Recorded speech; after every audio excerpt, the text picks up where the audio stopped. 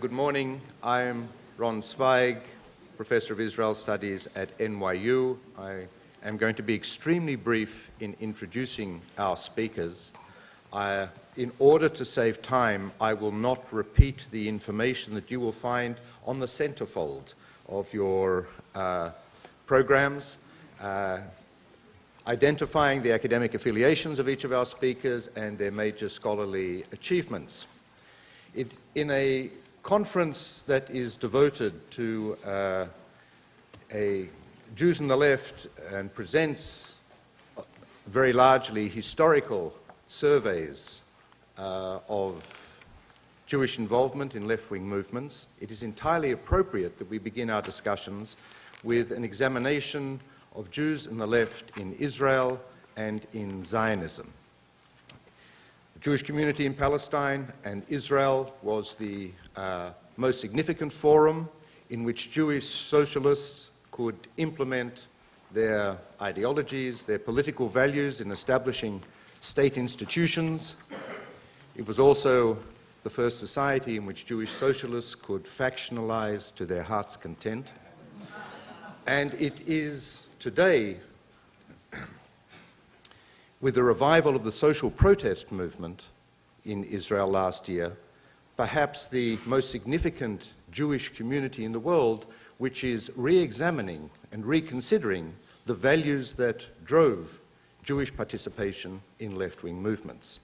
And with those comments, I will invite our first speaker, Mitchell Cohen, who will speak on the subject Anti-Zionism, Anti-Semitism, and the Left. Mitchell.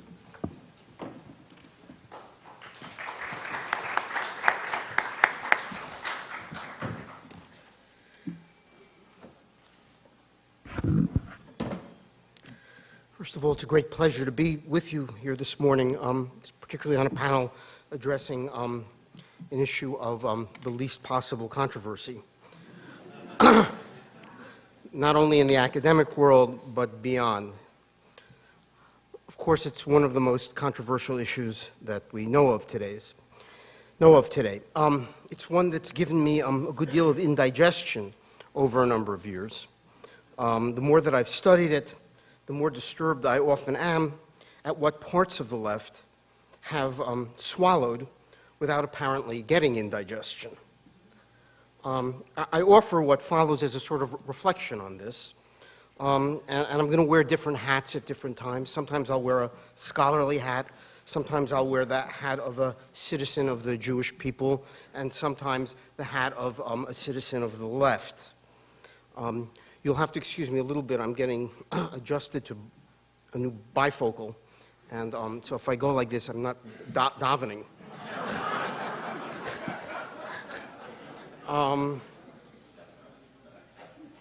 It's an academic, Jewish people. I say this against a background in which I believe that the Jewish people today are in the midst of a great crisis of political culture. It's not just a crisis of Zionism, it's a much bigger phenomenon, and we ought to register that. And in this sense, I'm going to ask a question, which is, does the left have a Zionist problem?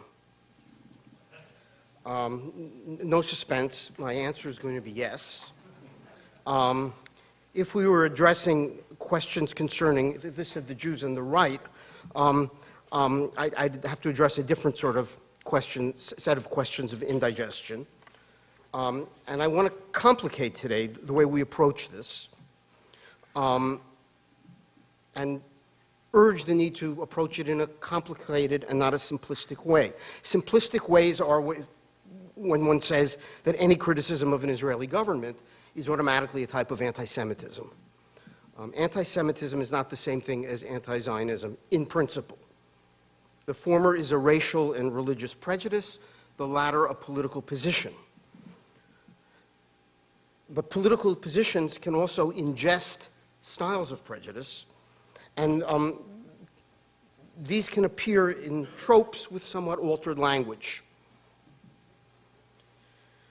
I find equally simplistic, however, the claim that I'm anti-Zionist, but I'm not anti-Semitic. In principle, again, and in various cases, that can certainly be true.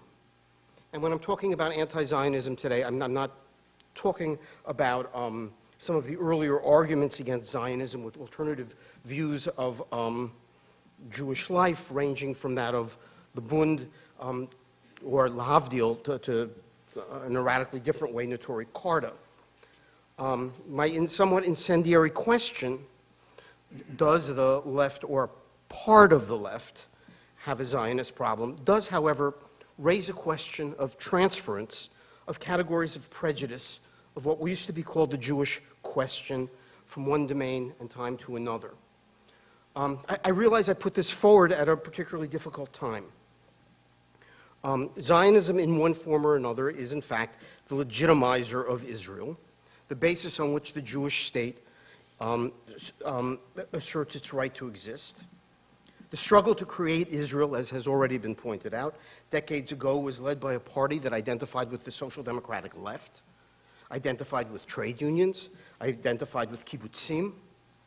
However, since 1977, and I'm using that as a convenient date to mark off a longer process, it's the date, of course, when the Labor Party for the first time lost elections to the right.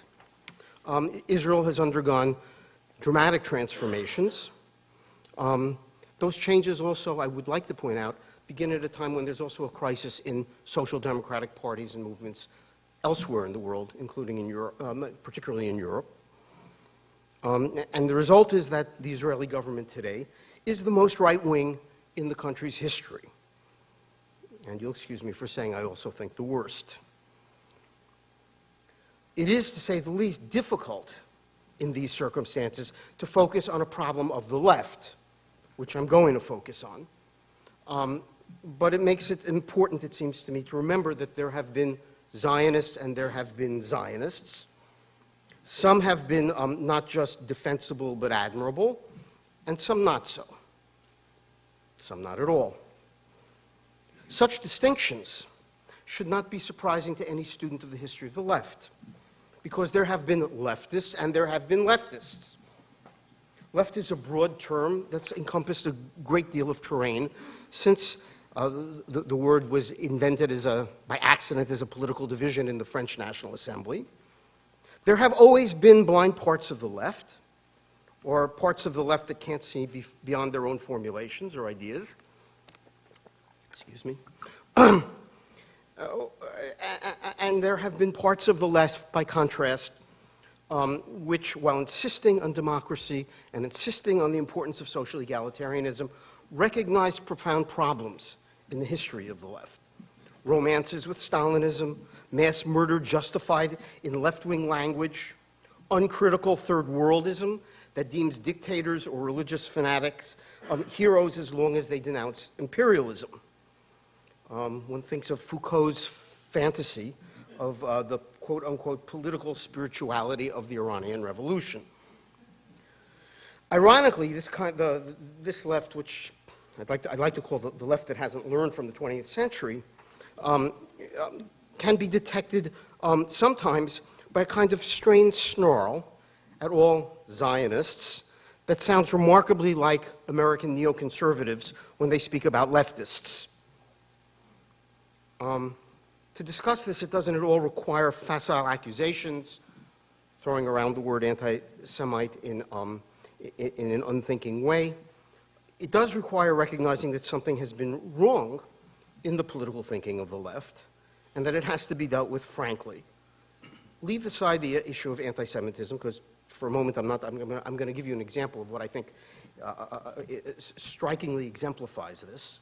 And I wouldn't want to connect anti-Semitism with it in any way. Not long ago, the issue of Hungary has come up a few times. Not long ago, I was rereading a book on George Lukács, perhaps the most important Marxist philosopher after Marx. In it, there's a long quote from a rather startling letter that he wrote in the 1920s.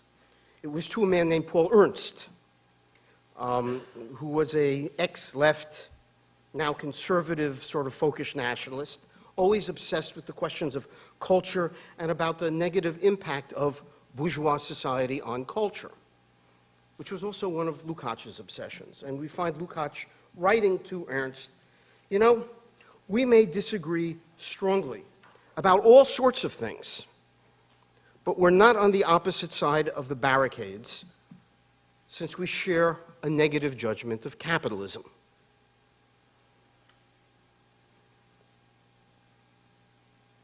Compare this to a statement by Judith Butler, now a quite renowned figure of the left and the boycott movement, at a teach-in in Berkeley in 2003, where she declares, well, you know, Hamas and Hezbollah are part of a progressive world movement, even though she, of course, has various disagreements with them.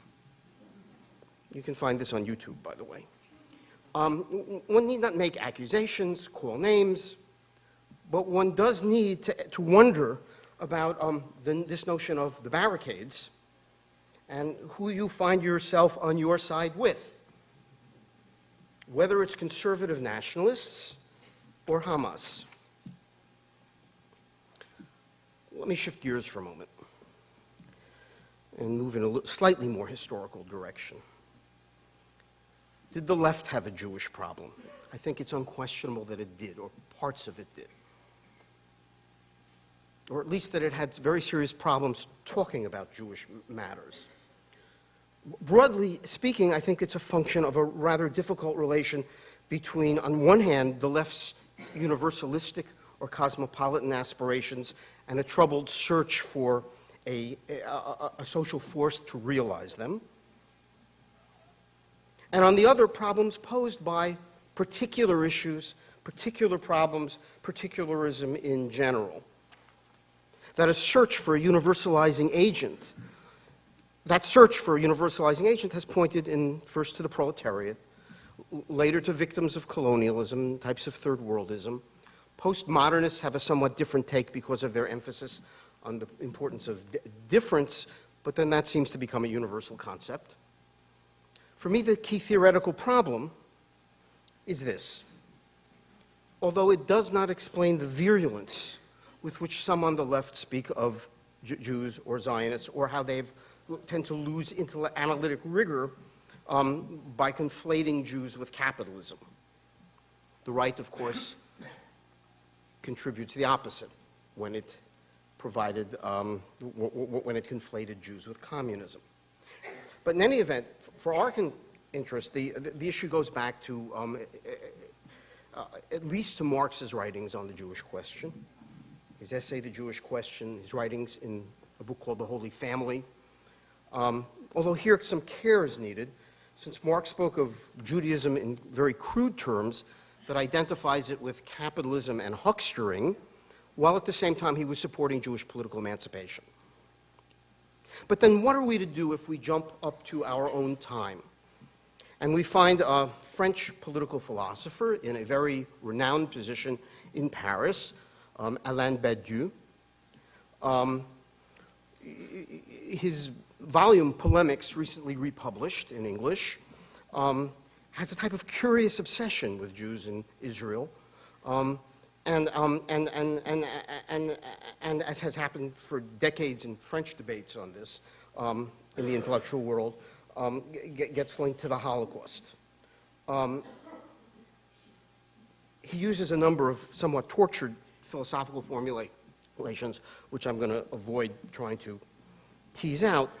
What I want to point to is that in the midst of these, you find him declaring, and I quote, "From the Apostle Paul to Trotsky, including Spinoza, Marx, and Freud, Jewish communitarianism has only underpinned creative universalism insofar as there have been new points of rupture with it."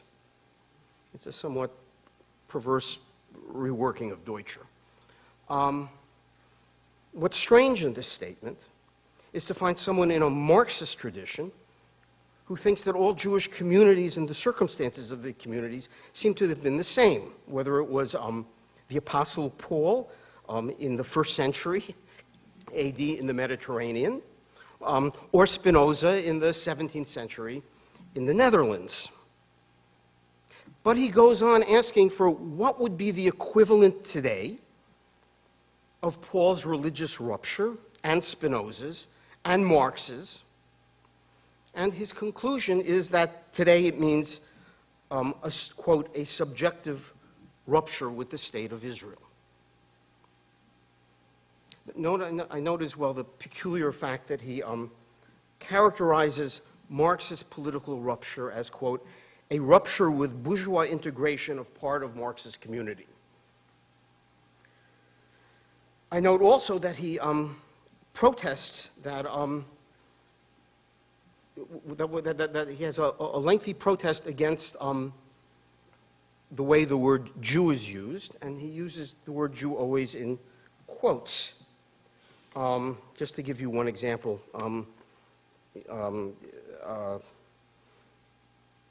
that the Nazis exterminated millions of Jews, millions of people called Jews, in quotes, does not, to my mind, lend any legitimacy to the identity predicate in question.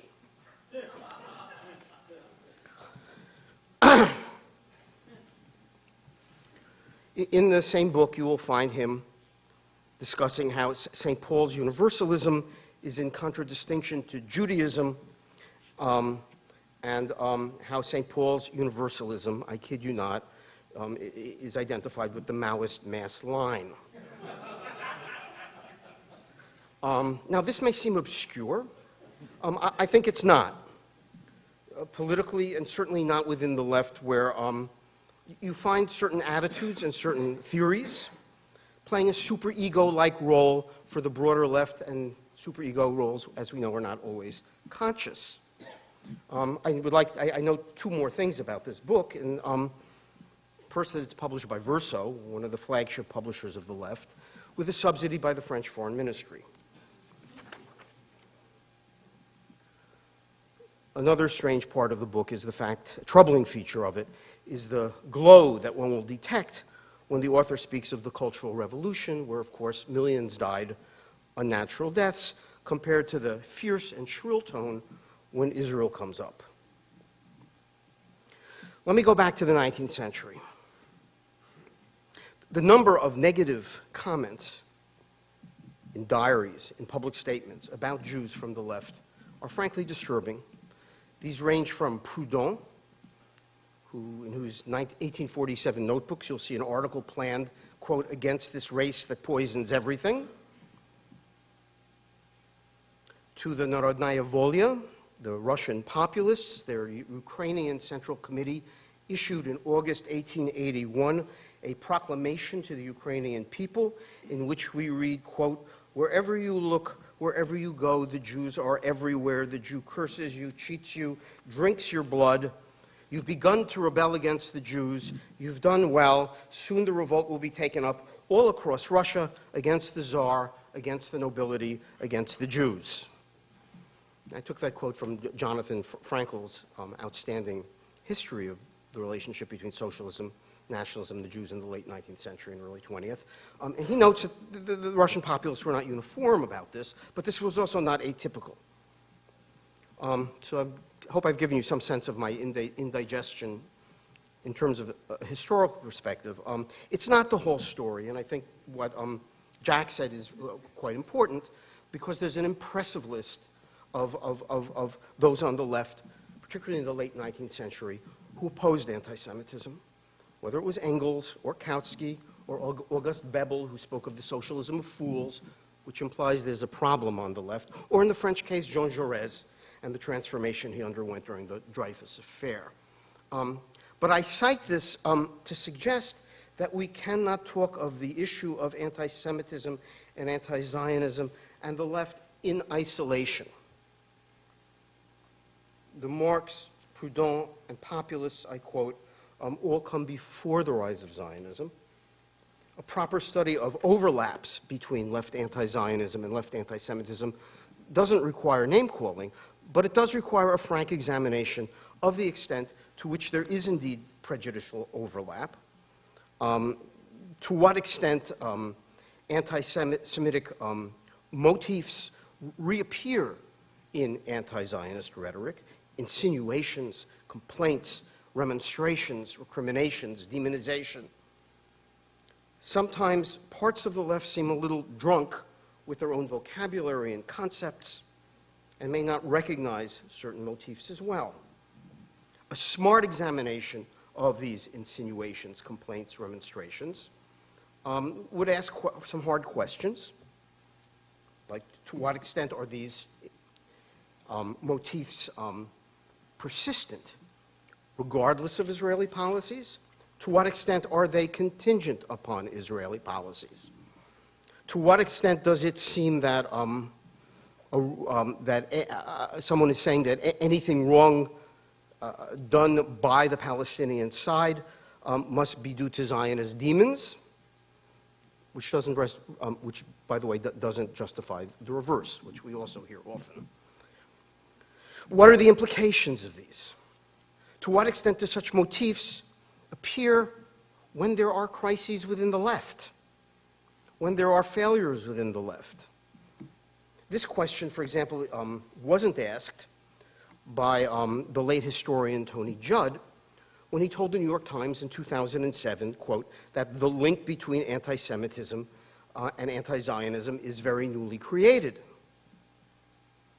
Airbrushed out of this is the anti-Semitic binge of the later Stalin years, the arrests and assassinations of leading cultural figures of Russian Jewry as quote-unquote Zionist agents of American imperialism, the Czech purge trials, charges of quote Zionist conspiracy among Jewish communists, against Jewish communists, Beria, Stalin's toxic right hand, urging Czech communists to investigate quote-unquote Zionist plots. Jump up to 1967 and 68, that is after the Soviet allies lose a war in the Middle East. You have a campaign to cleanse the Polish Communist Party of quote-unquote Zionist fifth columnists, the Zionist lobby in the Communist Party, I suppose. By the way, I take all those quotes from Judd's own book on post-war Europe.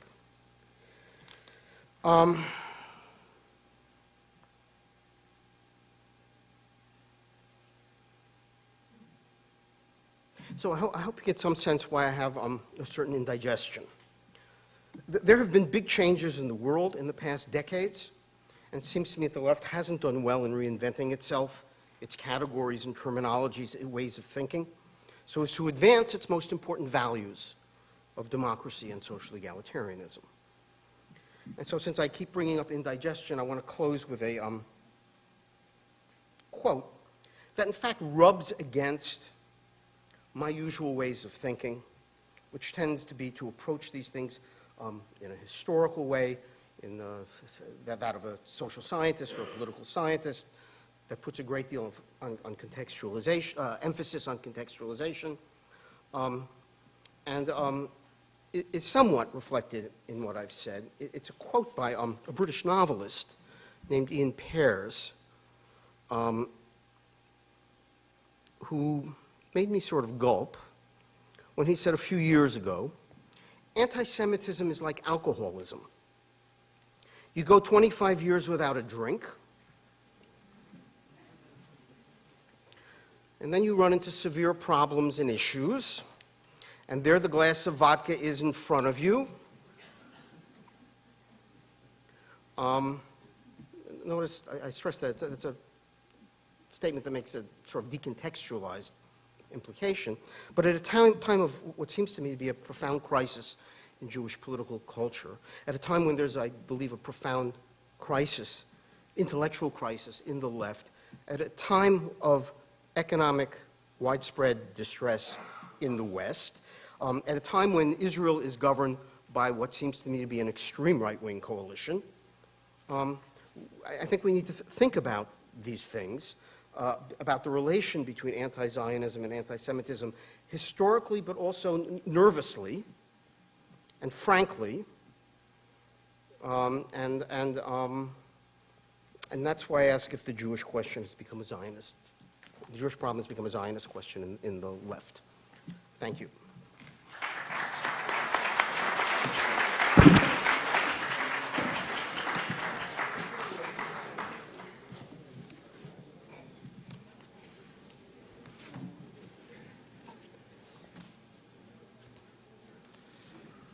Thank you, Mitchell, for your discussion on does the left have a Zionist problem, and for also being the first speaker in my experience of academic conferences to actually finish on the moment I was about to lift up the 3-minute marker.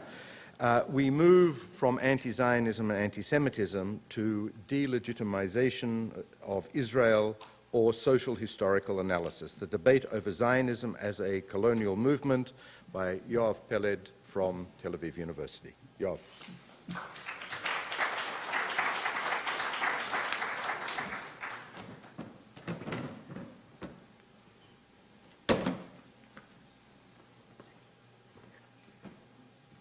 Thank you very much. I would like to begin by thanking the organizers of this conference and especially Jack Jacobs for inviting me. As some people in this room still remember, I was a fellow of the Max Weiner Center, obviously many years ago, when YIVO was still in a mansion on 86th Street. I had a wonderful time there. I learned a great deal, so I'm very happy to be at YIVO again after all these years. Delegitimation of Israel is the second strongest invective in the Zionist arsenal after anti-Semitism. This invective is used against anybody who is critical of Israeli government policy or who diverges from the conventional Zionist historical paradigm, as long as these people come from the left. It's not used against the right, of course. This invective is also used against those who argue that Zionism was and is a colonial settler movement. But since we are at YIVO, and YIVO is committed, as we heard, to Wissenschaft, and Wissenschaft by its nature is critical, I think this question deserves a serious discussion that will look into the merits and demerits of the arguments and counter-arguments surrounding the issue, is and was Zionism a colonial settler movement. Now, I want to begin by hanging myself from a tall tree, as the Hebrew saying goes, and suggest why, on the face of it, this question is a legitimate scholarly question. And I will only mention 2 points just by way of beginning. The colonial thesis, as it's called, was developed by 2 of the most important sociologists of Israeli society, the late Baruch Kimmerling and Gershon Shafiri, Badel Chaim Arokim, or however you say that in English. Anita Shapira, she was described as the queen of Zionism. Certainly a very, very prominent Zionist historian, and I'm really very sorry that she couldn't be here. She was supposed to be on this panel, and I think it's a great loss that she's not. She herself suggested that the use of colonialism and colonization in the context of Zionist settlement in Palestine was legitimate and desirable because of the insights that are to be gained from it. Of course, Anita Shapira doesn't agree with the colonial thesis. Obviously, she doesn't think that Zionism is and was a colonial settler movement, but she believes that there is something to be gained by analyzing this question, which is what I'm going to do now. Now, what is colonialism? The conventional sociological definition of colonialism is a new society set up by European settlers, mostly out of Europe, through a combination of military domination, settlement on land, exploitation or expulsion of the indigenous population. This all is justified by the right of the first occupier or cultural superiority. On the face of it, there's a pretty nice fit between that and the history of Zionism. Now, of course, colonialism varied under different circumstances in different parts of the world in different historical eras. But this core definition is valid for all forms of colonialism, including Zionism, I would argue. Now, I would like to begin with the counter-arguments, the arguments against the colonial thesis. A court trial, as you all know, begins always with the case of the prosecution. So I will start with the prosecution and later on move to the defense. The counter-arguments against the colonial thesis are of two kinds. One refers to the intentions and the ideology of Zionism. The second one to the actual practices of Zionism. So I'll begin with the intentions. It is argued that Zionism is a national movement, not a colonial movement. It is argued that labor Zionism, at least, was a socialist movement, and therefore, by definition, could not be colonial. Now, as far as the actual practices of Zionism go, the counter-arguments are, one, Zionism did not, maybe still does not, have a mother country, except that we are all now sitting in the mother country, but never mind. Number two, Zionism did not engage in the extraction of resources from Palestine. On the contrary, Zionism invested resources in Palestine. Number three, Zionism bought land from the Palestinians. It did not take it by force. Now, Moshe Lisak, one of the most prominent sociologists of Israeli society of the old school, by the way, the people that hold the colonial thesis, by and large, in a general way, are called the new historians, and this definition includes social scientists. Now, if these people are the new historians, then Lisak belongs to the camp of the old historians, which, by the way, is not just a generational gap like some people argue. Anyway, Lisak said that colonialism has taken historically two forms. Either the settlers settled in place of the indigenous population or on top of the indigenous population. This is either expulsion or exploitation. Zionist settlement in Palestine was neither. Zionist settlement in Palestine happened side by side with the Palestinians. This is Lisak's argument. Now the case for the defense of the colonial thesis. First, intentions. The first point is, how do we know intentions? How do we know what anybody's intentions are? We ask them. In daily life, do you always believe what people tell you about their intentions? So intentions do not provide us with any kind of hard data. Everything, of course, is a matter of interpretation, but intentions even much more so. The second point, why are intentions important? We all know in sociology about the notion of unintended consequences. We all know the popular saying, the road to hell is paved with good intentions, and so on and so on. So why should we examine intentions? What's the relevance of intentions? I'm not talking about in moral philosophy. Moral philosophy is another issue. I'm talking about social historical analysis of actual real-life phenomena. If you want to talk about intentions, let's talk about intentions. Until after the First World War, Zionism talked about itself openly as a colonial movement.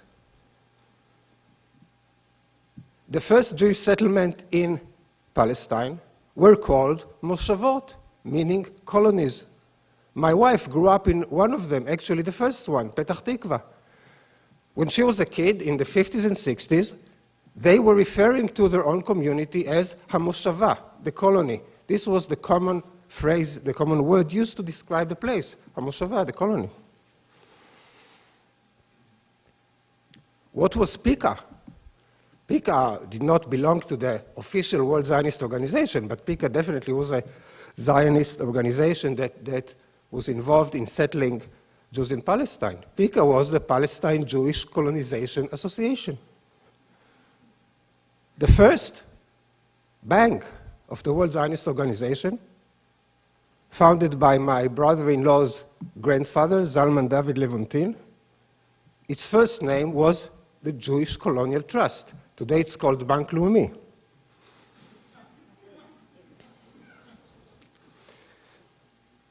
This, by the way, is mentioned, is pointed out, not by me originally, by Ron Aronson. Ron Aronson is one of the fiercest critics of the colonial thesis. But he's an honest critic, so he admits, until the First World War, when it became politically incorrect to call yourself a colonialist, the Zionist movement called itself a colonialist movement with no problem at all. Now, as far as nationalism or nation building or national liberation, whatever you want to call it, goes, why can this be colonialist? Nation building or nationalism talks about the goal of the movement. Colonialism talks about the means that the movement uses in order to achieve that goal. Why cannot the goal of national liberation, national revival, nation building use colonialism as a means? Especially in this particular case where you're talking about the national liberation of a nation that, first of all, doesn't recognize itself as a nation, second, is not present in the territory where it is supposed to be liberated, and by the way, is not rushing to that territory at all. I'm sure I don't have to remind the vast majority of people here that out of 2 million Jews who left Eastern Europe between 1881 and the outbreak of the First World War, only 3% decided to find national liberation in Palestine. Most of them decided and did find national liberation right here in New York. Now, labor Zionism. Does the socialism of labor Zionism prevent it from being colonialist? Or maybe I should put this in the past tense. Did it prevent it from being colonialist?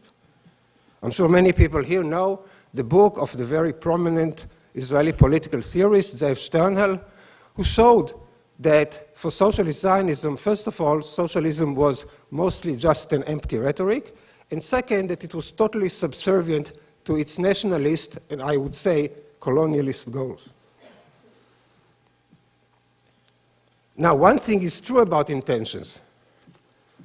The initial decision of, by the way, the very few people who decided to go to Palestine, and even fewer who stayed there after they went, was an ideological motivation. This is true. There was no economic attraction whatsoever in Palestine.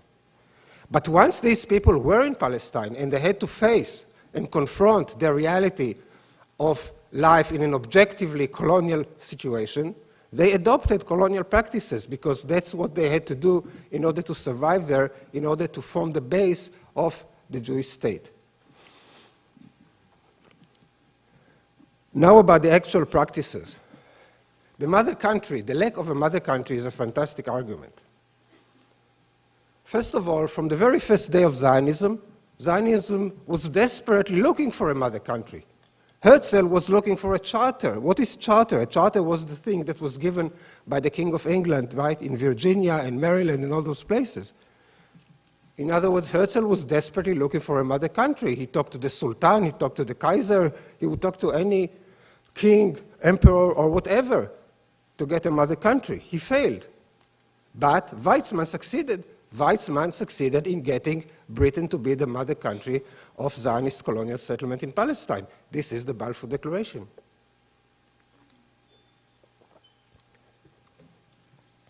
And by the way, the first British colonial administration in Palestine was headed by the leaders of the British Zionist movement. Herbert Samuel as the High Commissioner, and Oran Bentwich as the Attorney General, which was a key position within this colonial administration.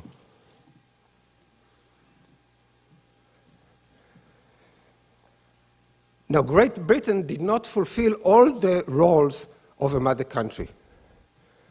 The main thing that Britain failed to do, and this was a point of irritation for the Zionists, was to take land from the Palestinians and give it to the Zionist settlers. Even though, by the UN mandate, by the League of Nations mandate, which incorporated the Balfour Declaration into itself, but added some elements, including the famous Article 6. Article 6 said that the mandatory power should enable, and I quote, close settlement of Jews on the land. And for that purpose, the mandatory power was supposed to transfer to the Jews all state land and all fellow land. The British tried to do that, but they encountered fierce opposition from the Palestinians. Naturally, that opposition, by the way, was not violent, it was legal. They fought it in the courts, and after one attempt to do that, the British gave up, and of course the Zionists were very unhappy about it. Now about extraction of resources. It's true, there was no gold or coffee or chocolate or tobacco to be extracted from Palestine. But the most important resource that was to be extracted was land. Land is a very crucial economic resource, and this was taken over by the Zionists. We'll see how they did it, but it was taken over. This is the resource that was taken. And this brings me to Lissak's thesis of on top of, instead of, or side by side. What I would say is in the history of Zionist settlement in Palestine, you see all forms, all three forms of settlement. In the period of the first Aliyah, beginning in 1882, the form of settlement was on top of. In other words, the Jewish settlements, the Jewish colonies, as they were called, were plantation colonies. Plantation colonies, like in the American South, are colonies where the settlers own the land, and the work on the land is done either by the indigenous population or, like in the American South, by imported slave labor or some other means. The reason this settlement strategy was abandoned was not because Socialist Zionism had any moral compunctions about participating in a colonial plantation strategy. It was because these plantations could not provide labor for the new Zionist immigrants of the second and then the third Aliyah. Why? First of all, because there weren't enough of them. Second of all, because they preferred Palestinian workers. Anita Shapira, again, I'm sorry she's not here, she wrote a very important book about the failure of the struggle for the conquest of labor. The conquest of labor was the attempt to replace Palestinian agricultural workers in the moshavot, in the colonies of the first Aliyah. This failed. Because it failed, Zionism adopted the other strategy, the strategy that is called in Hebrew Histadrut Ovedet, which means working settlement, the essence of which was to take both the land and the labor outside the market. By declaring all land that is purchased by the Zionist organization as national land, inalienable national land, which officially all land or most land in Israel still is, although our illustrious prime minister is doing everything he can to privatize the land, but so far he hasn't succeeded, but it will come. So all land was to be national land, inalienable national land, and on that land only Jews could work, legally. This was the essence of the kibbutz and the moshav, the two great inventions, people say, of Socialist Zionism. This wasn't a socialist idea. This wasn't a socialist idea. The idea of cooperative settlement on national land came from the Prussian efforts, or the German efforts by that time, to settle what they call Eastern Prussia. There were Jews that were involved in managing that project, the most famous one, somebody by the name of Oppenheimer. Oppenheimer suggested to Rupin, the head of what would become the Jewish Agency, that they should adopt the same policy in order to solve the problem of the lack of work for Jewish immigrants in the colonies of the first Aliyah. The Zionist socialists, including Borchov, objected to it initially because they said, we did not come here to be settlers, we came here to be workers. Some of them persisted in that viewpoint, and the most extreme group that persisted in that viewpoint, the left wing of what was called the Trumpeter Trumpeldor labor brigade went back to Russia because they said we did not come here to be colonial settlers. But the vast majority of socialist Zionists adjusted themselves to being colonial settlers, and how?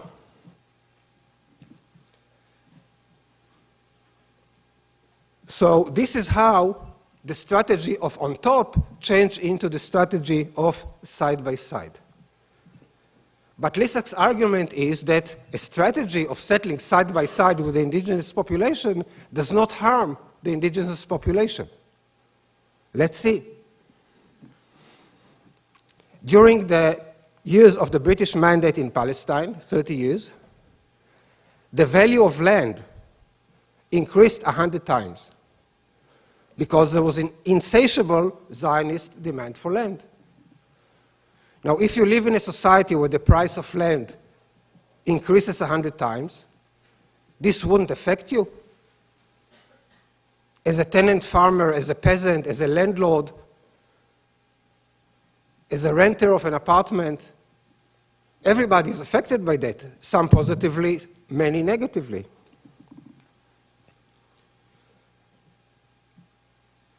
The development of a modern economy, side by side with the traditional economy, wouldn't that affect the traditional economy?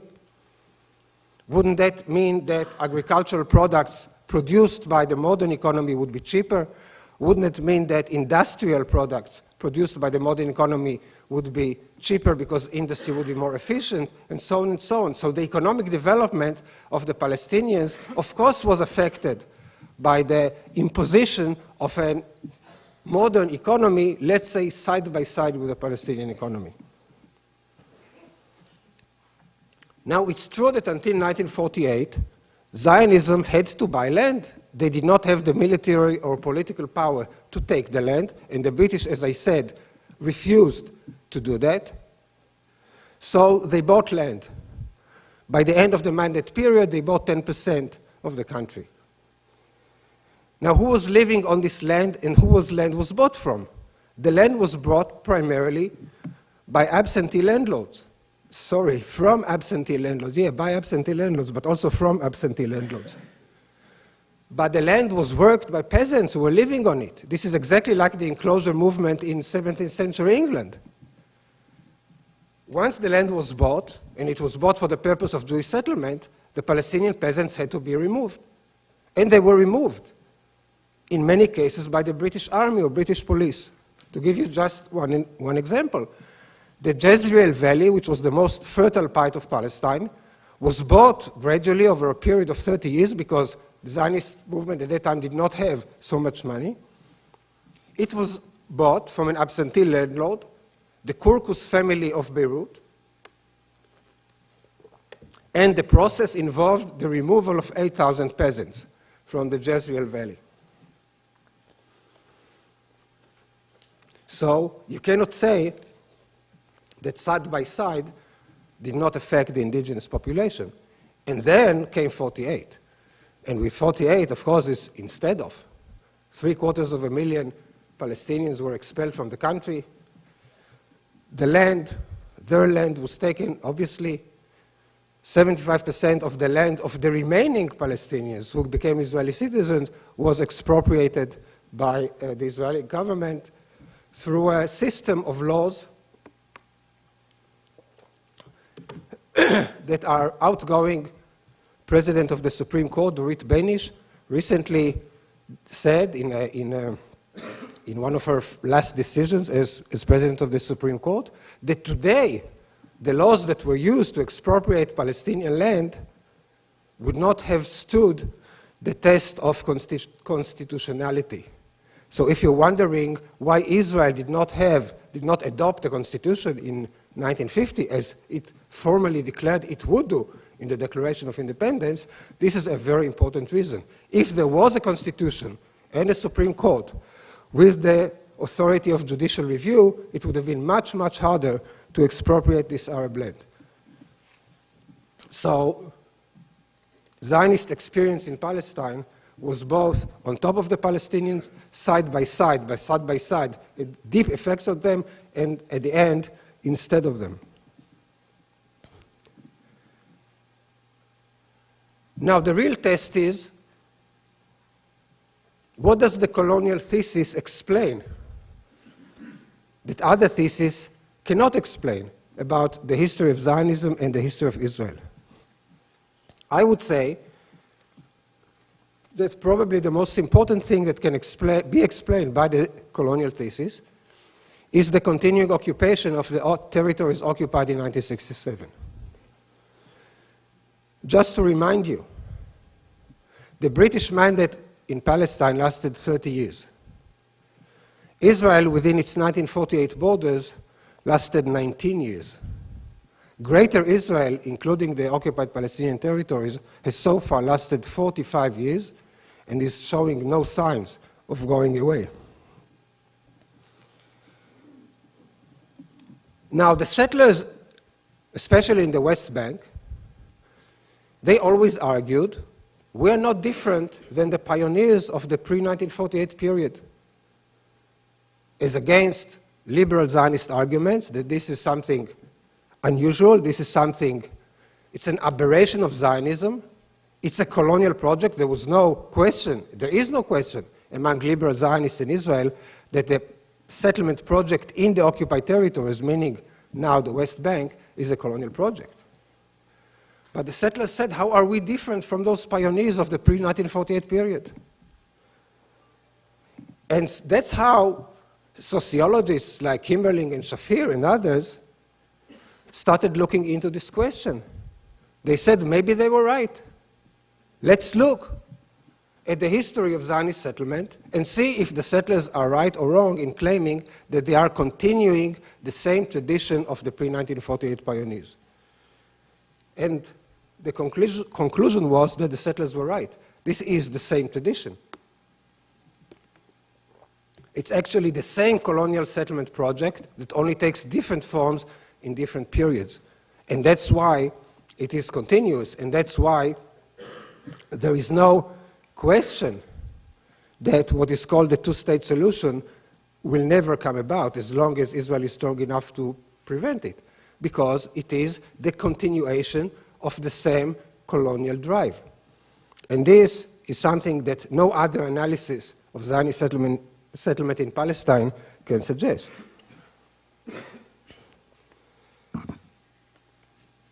Another thing that is explained better by the colonial thesis is the status of Mizrahim, Jews who came from Muslim countries into Israel. Initially, Yemenites that came beginning also in the 1880s, but for some reason when we talk about the first, second, and the third Aliyot, we don't mention the Yemenites who came at exactly the same time. We only talk about the Europeans. So since I only have 3 minutes, I will not go further into this explanation. Something else that is explained very well by the colonial thesis is the gap that many, many historians struggled with between the rhetoric of the labor Zionist movement and its actual practice. Just one point. Mapam was the most left-wing, right, Socialist Zionist political party. It used to have a daily newspapers. All political parties used to have daily newspapers. The newspaper was called Al HaMishmar. Under the heading of Al HaMishmar, every day appeared the slogan, לציונות, לסוציאליזם, לאחוות עמים. For Zionism, for socialism, and for the fraternity of peoples. And this is Mapam, whose kibbutzim sat and are sitting on land forcefully expropriated from Palestinians. This is the fraternity of peoples. And finally, the last thing that is explained, I heard reference here today to the Israeli labor trade, the Israeli trade union movement. So I have news for you. There was no such thing as the Israeli trade union movement. The Histadrut is not a trade union federation as it's usually translated in English. The Histadrut is not the AFL-CIO. Well, the AFL-CIO is also not the AFL-CIO anymore. But the Histadrut was never the AFL-CIO. The Histadrut was a political labor organization. Its constituent elements were political parties, not labor unions. and the labor unions were administrative departments within the Histadrut. So there was no labor union movement. And this is also explained by the imperatives of Zionist settlement, of colonial settlement, under the conditions prevailing in Palestine, which I will not get into, but I'm sure everybody knows what those conditions were. Okay, so finally, in light of all of that, what is delegitimated and by whom?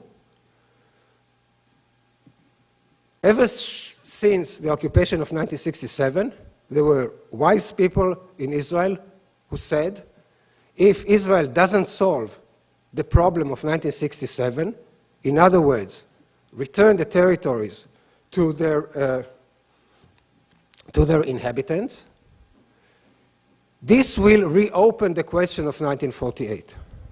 The longer Israel holds on to those territories, the more there is a chance that the Palestinians will not talk only about 1967, they will start talking about 1948.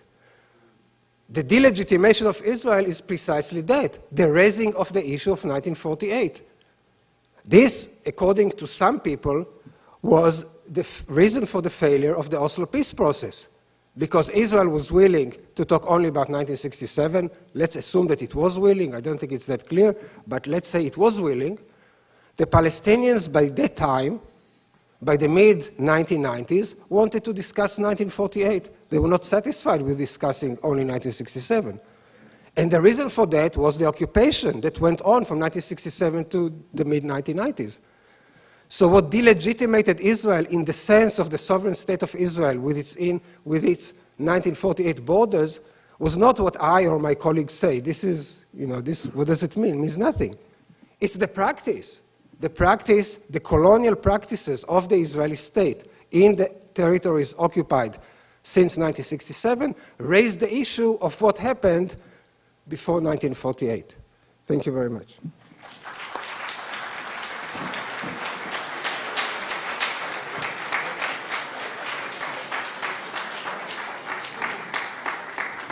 I must confess that I felt very awkward as the chairman asking the speaker to remain within the time framework because the points that he was making were particularly pertinent to this discussion, as all the papers are. But they were sensitive and provocative, and I'm sure we will have an opportunity to debate them. I, for one, would have been happy to have heard more. Our speaker did mention, Professor Peled did mention the fact that Anita Shapira has not been able to come today. I was going to mention this when her turn came on the panel. It is true that for personal family reasons she has had to cancel her trip to the United States, but she did send a paper, and I will read her paper on her behalf. Our next speaker is known to many of you. The author of many works on the subject of Israel and Zionism, Ronald Radosh. When the American Jewish left loved Israel, when and why did they change?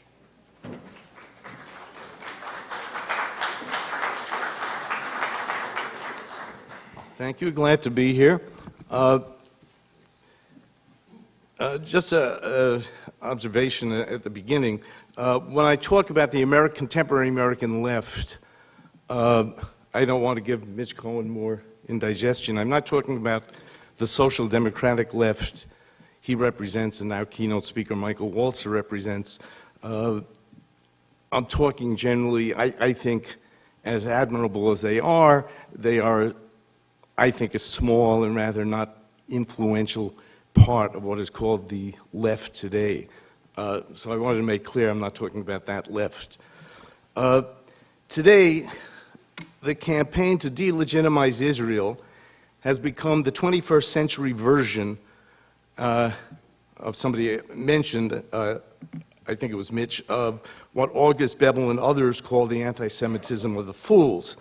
The global left, including its American wing, reveals, as the liberal British journalist Nick Cohen has written, an era in which respectable leftists can now associate with those who would once have been regarded as poisonous extremists, and no one notices. The notion that Israel is an illegitimate state has gone from the fringe to the mainstream of left-wing discourse. It certainly was not always that way. In fact, it was quite the opposite. Israel, in fact, I think, would have had a difficult time being created and would not have survived without the strong support of the left.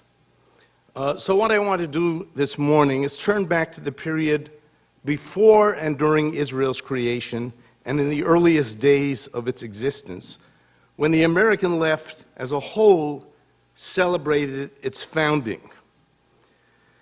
In 1948, the entire left wing in America, including the communists, supported the creation of Israel.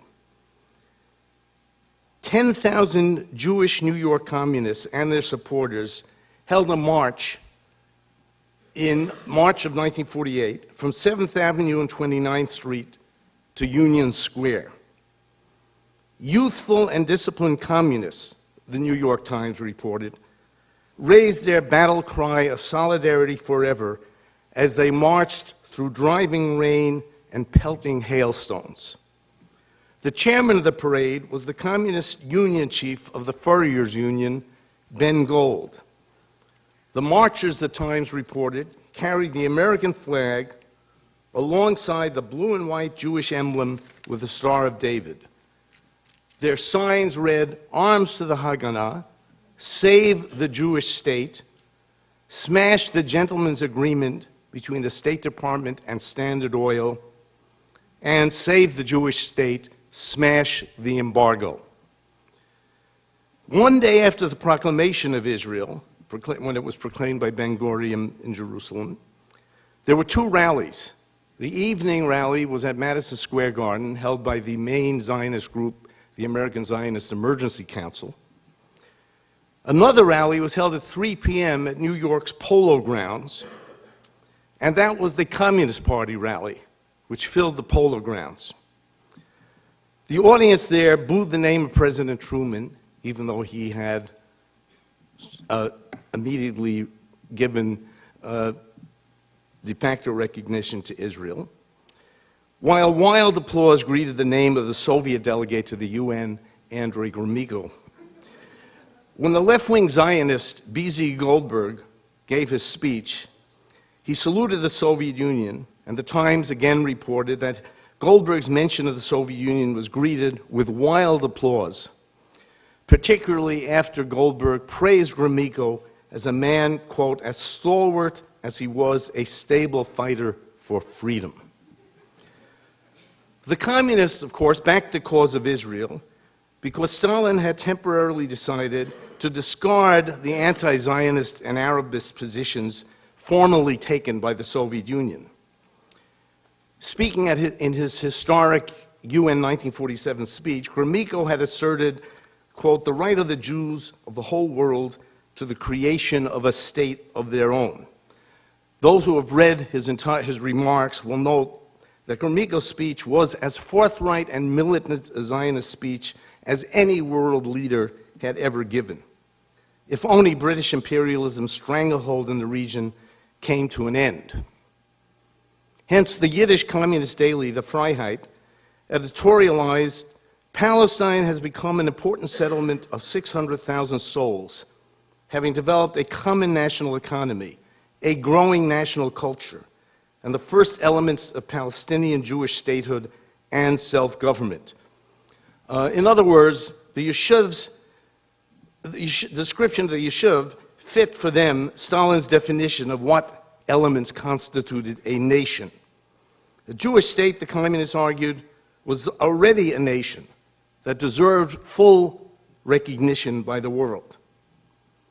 The American communists even publicly praised the Irgun and the Stern Gang for their campaign of violence and terrorism against the British authorities.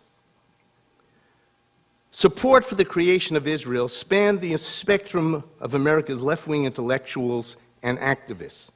I want to discuss, in particularly, the contemporary views of two exemplary intellectuals of the American left, the journalist I.F. Stone and the editor of The Nation magazine, Freda Kirschway. When Stone was asked by the Zionist movement to travel to Palestine on board of one of the refugee ships that was set to sail there, he readily agreed. He was assigned to the Berea, a ship manned entirely by American Jews, most of whom had served in World War II. It carried 1,500 refugees and was one of the last ships the British allowed to land in Palestine and to let the passengers disembark. Full support of the so-called illegal immigration, Stone wrote, is a moral obligation for world Jewry and a Christian duty for its friends. Stone's reportage created a vast reservoir of sympathy for the new Jewish exodus. His series in the New York paper PM shored up the paper's circulation, and Stone became a favorite on the lecture circuit. Later published as a book, which became a bestseller, Underground to Palestine, you will find, if you look in the periodicals of the day, that it was advertised virtually in every Jewish and Zionist publication in the United States. I would say that next to Leon Uris's Exodus, Stone's book was the most responsible for producing a wave of sympathy and support for the plight of the Jewish DPs who sought only one goal, that of settlement in Palestine. Less known and generally ignored entirely by most of his biographers is his second book, I would suggest actually virtually unknown or not remembered at all, called This is Israel, a paean to the Jewish state for which Stone wrote the text, which was accompanied by beautiful photos of the new state taken by Robert Capa, Jerry Cook, and Tim Goodall. The book came out, I think, in 1949. In that book, Stone referred to newborn Israel as a tiny bridgehead against 30 million Arabs, and he argued that Israel's precarious borders were made for a gerrymandered state and were almost indefensible. He stressed that among the leaders of the Arab invading forces were Nazi collaborators, the main one being the Grand Mufti of Jerusalem, Haj Amin al-Husseini, and the head of the Arab Liberation Army, Fazwa al-Karouchi, who had led the pro-fascist revolt against the British in Iraq in 1941. Stone wrote, the German Nazis, Polish reactionaries, Yugoslav Chetniks, and Bosnian Muslims flocked into Palestine to wage the war against the Jews. When it came to the issue of why the Arabs fled in the face of Jewish resistance to their armed aggression, Stone was clear. Ill-armed, outnumbered, however desperate their circumstances, he wrote, the Jews stood fast. The response of the Palestinians was simply to flee. First, the wealthiest families, Stone wrote, and while the Arab guerrillas were moving in, the Arab civilian population was moving out. The exodus was so alarming to the Arab Higher Committee, he wrote, that it asked neighboring Arab countries to refuse visas to these refugees and to seal the border against them.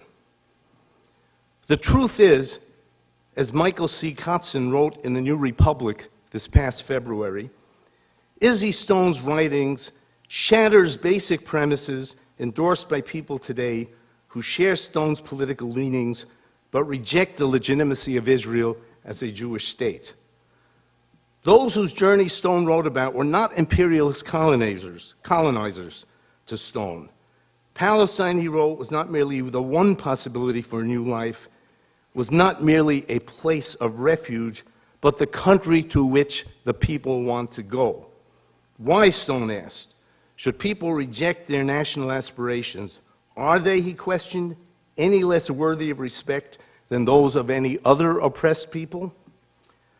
Abandoning his short-lived advocacy of a binational state, Stone gave his support to the 1947 UN partition plan that the Arab nations unanimously rejected. Rather than being agents of an imperial power based in Europe, Kotzen puts it, they saw themselves as exiles returning to the homeland of their people. The true colonialists of the time were the officials of the British Empire who strove to keep the Jews out, who regarded and treated them as illegal immigrants. As for refugees, Stone was also aware of the arrival of hundreds of thousands of Jews who had fled to Palestine from the Arab lands in which they and their ancestors had lived for generations. Even after the 1967 war, Stone emphasized that Israel was the Jewish state and hoped for the coexistence of Jews and Palestinians in an area whose inhabitants would accept the UN partition plan of 1947, which he said was a way out for both sides. I would say that only one side would continually not agree or accept the terms of that original plan. So unlike the rest of today's Western left, I.F. Stone did not seek to undo the events of 1948 that brought Israel into existence. If Izzy Stone was the man who chronicled the earliest settlers to the new Jewish state, Freda Kirchwey was the individual who made its attainment and recognition her main cause, just as she had in an earlier epoch fought first and foremost for the end of U.S. neutrality in the Spanish Civil War and had urged American support to the beleaguered Spanish Republicans who were opposed by General Franco and his Falangist forces. Indeed, Kirchwey made her magazine, The Nation, a singular voice on behalf of the Zionist cause, so much so that, in effect, The Nation became the house organ for the Jewish Agency and the voice of its U.S. representative, Eliyahu Epstein, who later changed his name to Eliyahu Alath and became Israel's first ambassador to the United States. Kirchwey created the Nation Associates and appointed as director Lily Schultz, a former top aide to Rabbi Stephen Wise, and she used the Nation Associates as a vehicle to gather support for the Jewish state she hoped would be created. Freda Kirchwey's pro-Zionist sentiments were cemented during a trip she made to Palestine as the Nation's correspondent in the spring and summer of 1946. Her impressions of the Jews, the Arabs, and the British were not unique, but were actually very similar to the conclusions reached by the many UN and American-sponsored commissions that had gone to Palestine to report earlier.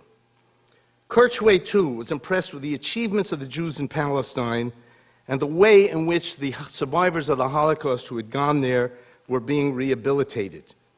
She contrasted the accomplishments of the Jews with the poverty and what she called the backwardness of the Arabs. She also, of course, reported very disapprovingly of the actions and the role of the 100,000 British troops who were stationed there. In her diary, Kirchwey wrote about her visit to Hebrew University and to the new Hadassah Hospital. She was especially impressed by the latter, where despite an Arab boycott, the corridors, she wrote, were jammed with Arabs. She toured Beth Harava, a Jewish settlement planted in what she called the world's toughest spot. In 4 years, she wrote, this communal colony has produced marvelous crops on land washed until the salt content is just enough to encourage the biggest tomatoes in Palestine. Fish raised, the colony is flourishing. I won't see a more astonishing achievement anywhere, I'm sure. She met with Golda Meir and Chaim Weizmann and had lunch at his house. The most beautiful place in a fine setting, she wrote, looking out over fields and orchards that were barren earth before he went there. Under Kirchwey's leadership, and her fear that the British were encouraging the Arabs to use blackmail so that the Western powers can be frightened into sacrificing the Jews, Kirchwey used the Associates as a lobbying arm for the Zionist cause. She was willing to do anything necessary, she wrote, in the name of a war in which we must enlist without hope of leave, one with no slackers and with no conscientious objectors. To do this job, she worked directly with the Jewish Agency and regularly answered in detail every argument against creation of the Jewish state made by the State Department, the oil lobby, the British, and the Arabs. Kirchwey wrote a major memo addressed to the creation of UNSCOP, the UN Special Committee on Palestine, in which she argued that the British nor the Arabs should not be allowed to have representatives on the committee, only neutrals, and she distributed members of copies of her report to members of Congress, to the entire U.S. government, and of course to the press and the radio networks. In May of '47, she wrote a memo of 133 pages called The Palestine Problem and Proposals to Solve It, which became a briefing book for the Jewish Agency. She concluded that Britain was using every method of exclusion and repression to prevent Jewish DPs from going to Palestine. The policy, she wrote, served British imperialism as well as the ruling Arab groups, even at the cost of defending a decadent, feudal, and hierarchical social system. Most importantly, Freda Kirchway rejected the alternatives for Palestine advocated by intellectuals like Martin Buber, Judah Magnus, and Hannah Arendt for a binational state. Acknowledging that the idea has a strong democratic appeal, she countered that it would not satisfy the needs of the Jews to migrate to Palestine, particularly in view of the consistent opposition of the Arabs. If such a state was created, Kirchway predicted, conflict would inevitably develop between two peoples whose cultural and industrial development is on such contrasting levels and whose approach to social and political problems is so different. While the Jewish advocates of a binational state were patient and reliable, she wrote, the Arabs would never permit it to exist. The only workable solution was acceptance of partition. Kirchway also rejected the demand for an independent unitary Arab state in Palestine. The Jewish population, she said, would be at the mercy of the Arab majority led by the anti-Semitic Grand Mufti. The exposure of the role played by Haj Amin al-Husseini in the affairs of Arab Palestine, I would say, was the Nation magazine's most important revelation. New histories in the recent years, such as those by Matthias Kunzel, Klaus Gensike, and Jeffrey Herf, have detailed the Mufti's wartime relationship with Hitler and his role in support of the Nazis while living in exile in Germany during the war. Kirchway presented the first evidence of this in 1947, using captured classified files belonging to the Mufti and of the German High Command, which someone had obviously leaked to her from the U.S. military authorities in Germany and from the State Department. Her report about the Arab Higher Committee and the Mufti was given to all the UN delegates, and 5,000 copies were printed and sent throughout the United States to every influential person in the media and the government. The Mufti, she wrote, supported and encouraged the Nazi program of the extermination of the Jews. As the White House aide to Harry Truman, David Niles, put it in a note to the president, Kirchway's evidence was very damaging, particularly since it shows that Arab representatives at the UN were allies of Hitler. Her main argument was that the Arab position for an independent state in the former Palestine Mandate would not allow Jews to live freely. There is nothing, she wrote, to justify confidence in the attitude of the Arab states towards minorities in their population. How they treated non-Jewish minorities, as well as the Jews, were striking refutation of any assurances the Arabs made. She fought to get the U.S. government not to back down on its commitment to partition, which she feared was a possibility. There was no longer the excuse, she wrote, to appease the Arabs in the hope of weaning them away from a possible Soviet orientation. The Jewish community in the Yishuv, she said, was the only democratic community in the entire feudal Middle East, and the only one that could play a leavening influence in spreading democracy through the region. At the UN, she and her associates lobbied directly on the eve of the vote for partition, and the nation formally took credit for gaining the favorable votes for partition of Yugoslavia, Haiti, and Liberia. When Israel was finally created, and after it received recognition from the U.S., Eliyahu Epstein sent Kirchway a telegram of congratulations and gratitude. He wrote that she and her associates, that he has no words to express the feeling of gratitude for your work during the crucial months we have passed through. There were few people, referring to her and Kirschway and Schultz, who had worked with such devotion and self-sacrifice, and for Israel's creation, he gave both of them a good and honorable share in our success. He urged that the nation keep public opinion at the proper level in our favor when we shall need so much American help in building a Jewish state. Were they still alive, Freda Kirschway and Eliyahu Epstein would undoubtedly be saddened, if not shocked, at the vitriolic opposition to Israel in today's era, emanating from the Nation magazine and the very groups they once counted on for support. Today, the Nation, like most of the broad left in the United States, has given up on a two-state solution and concentrates on a relentless one-sided attack on Israel and supports either a unitary state, which by definition would be an Arab state eventually without Jews. They engage in making the false analogy of Israel with that of apartheid South Africa and regularly refer, as the Nation does, to Israel as a colonialist enterprise. In taking these positions, the left is not doing the Palestinians or the Israelis any favor. Some of the left endorses the phony solution of a secular democratic state, the vehicle through which the Palestinians hope to gather support and an end to what they call the Zionist hegemony. Others purport to be friends of Israel, ignoring the very hard realities Israelis face, and write that they only want to help save Israel from its own people and its own leaders.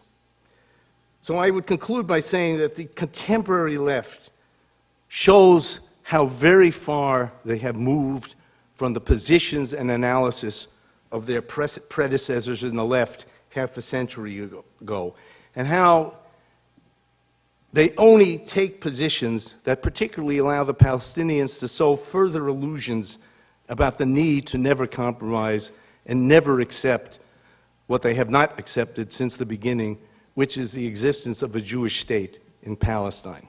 Thank you.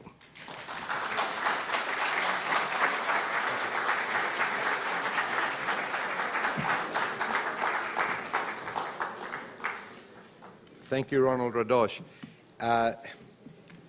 At academic conferences, when a colleague is compelled to cancel participation, one normally simply moves on with the program.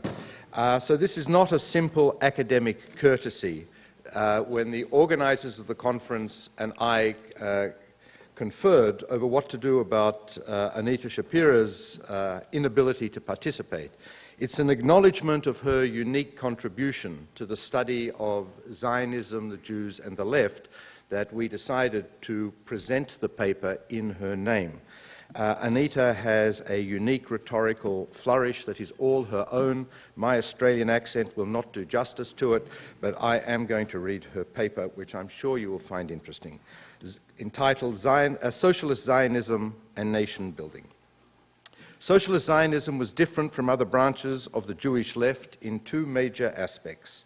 First, it combined a clear nationalist mission together with a socialist one, and second, it engaged from the very beginning in an attempt to anchor socialism in a territory with state-like responsibilities. Despite its uniqueness, or maybe because of it, the young Zionist socialist movement sought legitimacy and inspiration from the world socialist movement.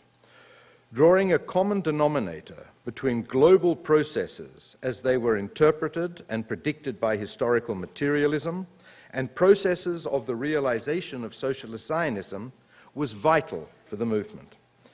However, the movement's invented genealogy attributed its beginnings to Moses Hess, continued with Aaron Lieberman, and later with Nachum Sirkin, none of whom engaged with the Marxist method.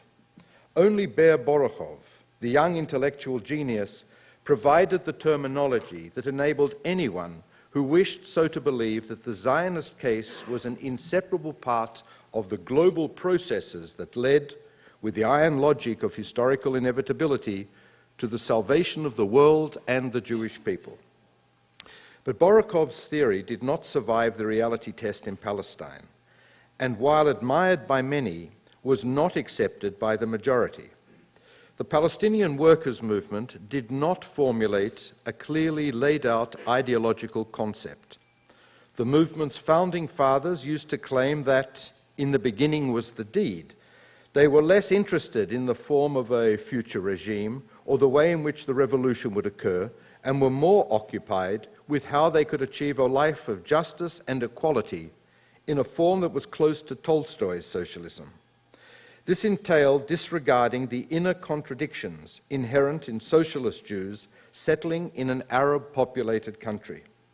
The Jewish employers preferred cheap and experienced Arab labor over the inexperienced but arrogant Jewish workers, who had pretensions of being the bearers of lofty national and social messages. The class clash with the employers concealed the national conflict with the Arab workers. Moral fervor and self-sacrifice came instead of a formulated ideology, or were perhaps a means of circumventing its contradictions. One of the most interesting attempts to ground the confrontation between workers and employers in Marxist terms was made by Ben-Gurion. Ben-Gurion presented a worldview in which there was an unbridgeable contradiction between the interests of private capital, whose owners, be they Zionists and even idealists, would eventually come into conflict with national interests, since their aspiration to profit would sooner or later lead to a clash with the employment of Jewish workers. Whereas the worker, by his very nature, when fighting for his personal interest as a worker, was also fighting for the realization of Zionism. Ben-Gurion described an organic identity common to Zionist and working class interests, and an irreconcilable difference between private and Zionist interests. Repercussions of this worldview still attended Ben-Gurion in the 1950s, and it was only in the second half of that decade that he began to display acceptance of an economy with room for both private and national capital. Berl Katznelson was aware of the basic flaw in Ben-Gurion's concept. Could there not be a contradiction between the worker's aspiration to improve his lot and the Zionist interest? Katznelson asserted that Zionism should be socialistic or it would not be realized. But he did not pin this development on objective processes as did Ben-Gurion. Even though he had read Das Kapital when he was 16, he had never been captivated by Marxist formulae. For him, what would determine the character of Zionism was the character of the people realizing it. Those coming to build the country would be penurious workers, and they would not come to build what he termed, quote, a house of slavery. Katznelson was always suspicious of real proletarians. He contended that the Jewish proletariat, lacking Jewish traditional education, did not believe in Zionism. The socialist Zionists came from the lower middle classes of the Jewish people in Eastern Europe. They were the sons of rabbis and cantors, artisans who sent their sons to study in a cheder, small merchants and so forth. The class that faced pauperization and who saw in Zionism the hope of preserving identity and culture, even though it mandated proletarianization and adaptation to physical labor. In Palestine, the establishment of the workers' movement framework predated the appearance of the working class. Working class self-awareness preceded the actual formation of this class. The need to educate former yeshiva students to undergo a process of modernization and secularization to prepare them for a life of manual labor derived from an existential need. The organization of the Histadrut Labor Federation and the establishment of its institutions created the social safety net in the young Jewish society. The Histadrut provided health insurance, protected the workers in the event of work accidents, and fought against their dismissal. In contrast with labor organizations in immigrant societies, which were generally opposed to new immigrants who brought down wages, the Histadrut provided employment for the new immigrants. Thus, a patron-clientele relationship was formed. The Histadrut took care of the workers while the workers aided it in its struggles, voted for it in elections to the Yishuv and Zionist movement institutions, and thus endowed it with political power. It was the urban proletariat that provided the Zionist socialist movement with its source of power. Nevertheless, the movement was not with it, but with the agricultural worker. The movement's orientation was not with the urban proletariat, but with the agricultural worker. Agricultural labor settlement was considered the jewel in Zionist socialism's crown. The transition from city to village, from industry to agriculture, ran completely counter to the accepted social process in capitalistic countries, and also to the socialist vision loyal to historical materialism. But it was vital from an ideological standpoint, turning the Jews into a people settled on and in its land, close to nature, engaged in primal labor, and also from the Zionist practical viewpoint, control of the territory and establishing the borders of the Zionist foothold in the country. However, ideology and aspirations are one thing and reality is another. The vast majority of Jewish workers in Palestine lived in the cities and were employed in construction or various other occupations, and from the 1940s in industry. The spontaneous process led the workers to the city, but the orientation, the songs, the slogans, all spoke of going to the village. The Palestinian reality was not conducive to class awareness or a class struggle. National solidarity was stronger than all the talk of amity among nations, which was repeatedly brought out each time there was an Arab-Jewish clash. Yet the self-image that was that of a radical socialist movement. The role models employed were Soviet Russia, Austrian Social Democracy, and the British Labour Party. Soviet Russia was a very powerful magnet that both attracted and intimidated, for there were some very fine chalutzim, like members of the Trumpeldor Labour Battalion, who, as a result of an economic crisis in Palestine in 1927, chose to go to Russia and establish a commune there. In 1921, Russia was a model for Ben-Gurion, who at the time spoke of establishing a general commune of workers in Palestine that would be more radical than Soviet military communism. All the workers would be given work by the Histadrut, their wages would be handed over to the Histadrut, and the Histadrut would allocate them money to live on. This proposal was removed from the agenda a year later, but it reflects the radicalization that the Bolshevik Revolution brought with it. From then on, the chalutzim used to compare themselves with the Soviet model. During the third Aliyah, when it seemed that only national capital and pioneering Aliyah were reaching the country, it was said that in Palestine, as in Russia, the capitalistic stage could be skipped and a socialist society established right away. The kibbutzim were compared with the kolchozi. The Palmach was considered to have copied the model of a working army from the Russian Civil War period. And however, as the dictatorial character of the Soviet regime emerged, a shift away from it did begin. It was not completed until the Six-Day War and was central to the shaping of politics of the Israeli left. In parallel, there was the Austrian model.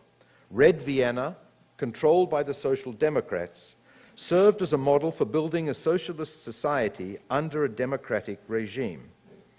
The workers' quarters built in Vienna were a model copied by the Histadrut, which built workers' housing in Tel Aviv and elsewhere. The Hapoel squadrons, a workers' militia, was employed in clashes with the Yishuv right-wingers, and they were modeled after the Viennese Schutzbund. The linkage between the labor movement and the Austrian social democracy was manifested at the time that the Schutzbund, the socialist militia, rebelled against suppression by the right-wing government of Dollfuss, when long lines of workers in Palestine formed to donate money to help the workers of Vienna.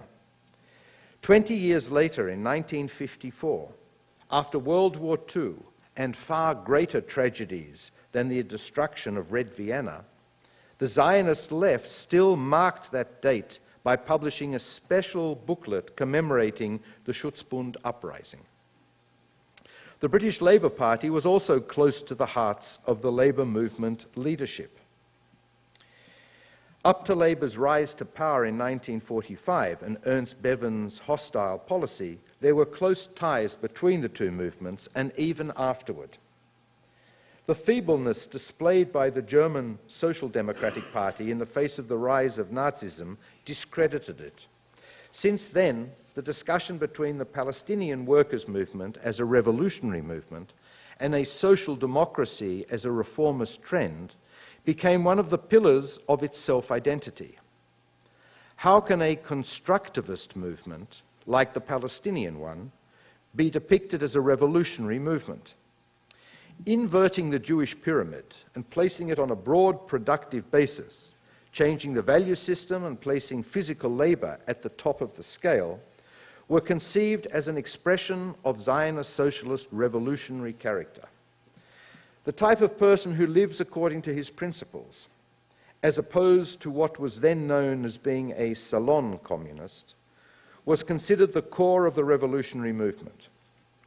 The fact that only a minority of the Jewish workers in Palestine lived in accordance with these principles, and that the urban majority was not different in character from any other Jewish immigrant society, did not change the self-image. All of this is related to the system that inculcated the values and images. The education system, the press, and first and foremost literature conveyed socialist messages and turned a population that was in the main of petit bourgeois origins, and a large part of which continued with that way of life in Palestine, turned them into one that viewed itself as realizing not only the socialist mission, but also the national one. The combination of national and socialist goals added value to the suffering, anguish, absorption difficulties, and yearning for home and parents. You are not suffering solely in order to improve your personal status. You are also bringing redemption to the Jewish people. Since the early 1930s, the self-image that combined socialist world reform and building the Zionist nation was channeled into the struggle for hegemony in the Zionist movement. The contest for hegemony between the Jewish middle class and the workers ended in victory for the workers. But until the establishment of the state, the bulk of capital invested in the development of Palestine was private, and most of the land at the disposal of the Zionist enterprise was also in private hands. This reality was fundamentally changed after 1948. Now the government, with its Mapai majority, had at its disposal means of production that were unlimited in the terms of that time, and it could utilize them according to its socialist worldview. It was guided by the example of the British Labour Party that nationalised infrastructures, instituted rationing, and introduced a taxation system that weakened the privileged classes. While there was no nationalisation in Israel, the government assumed control of the financial system, investments, and the market. 20% of the Israeli economy was in government hands, and another 20% in the hands of the Histadrut, which was given preferred status both in government tenders and in obtaining credit, land, and so forth. 40% of the economy was in public hands, which is a far higher percentage than in any other democratic country.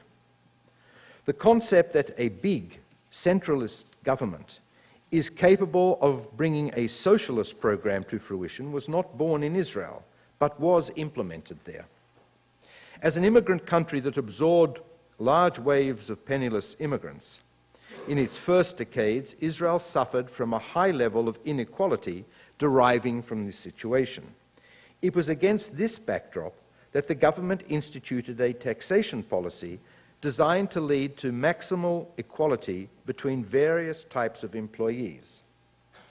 The Histadrut familial grading, which, legend has it, enabled the Histadrut tea lady to earn more than a department head because she had more children was not actually maintained so meticulously, but it continued to be normative. Direct taxation was high, and the devaluation of money due to creeping inflation led to equalization of wages and reduction of profits in the private sector. One expression of the unease caused by this was the organization of teachers, engineers, and doctors into trade unions outside the Histadrut, since they sought differential wages, which was unacceptable to that organization. These were the first signs of rebellion by the middle class against the Histadrut's equalizing policy. The establishment of the state and placing the means of production into government hands enabled the implementation of large-scale development enterprises. Socialist ideology justified reduced investments in consumption for the benefit of development. Deferred gratification was the name of the game. Development yielded its fruit, and the Israeli economy grew at a rate that had set an example to the countries of the world. But as the sense of emergency of the country's first years dissipated and an educated middle class emerged, willingness to accommodate the government's weaknesses diminished. It may be said that the success of Israeli socialism led to its downfall. The allure of individualism replaced the idea of collective responsibility.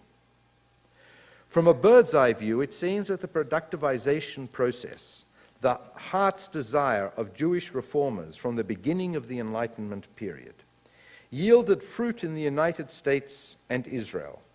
In both of these immigrant societies, the Jews were compelled to undergo proletarianization and engage in physical labor. In both countries, the change lasted no longer than a generation or two. A Jewish family's investment in educating its children led to a very rapid rate of social and economic mobility. With mobility and change of status came a change in worldview. The shift from socialist to liberal individualistic conceptions, from emphasis on the importance of society to emphasis on the centrality of the individual, took place on both sides of the Atlantic. It is the Jew by his very nature an urbanite, is the Jew by his very nature an urbanite in need of constant contact with cultural endeavor and incapable of being a proletarian unless he is subject to the pressure of extenuating circumstances? Is socialism a regime that succeeds only in societies with a relatively low standard of living, and with a rise in that standard of living, it loses its magic? Question. Over the past year, the call for social justice has been heard again. Capital and the free market have proved the ability to generate wealth, but have not displayed talent regarding its distribution. Can there be a free society, a free market, and more equal distribution of wealth? This question is socialism's new test throughout the world. The words of Anita Shapira.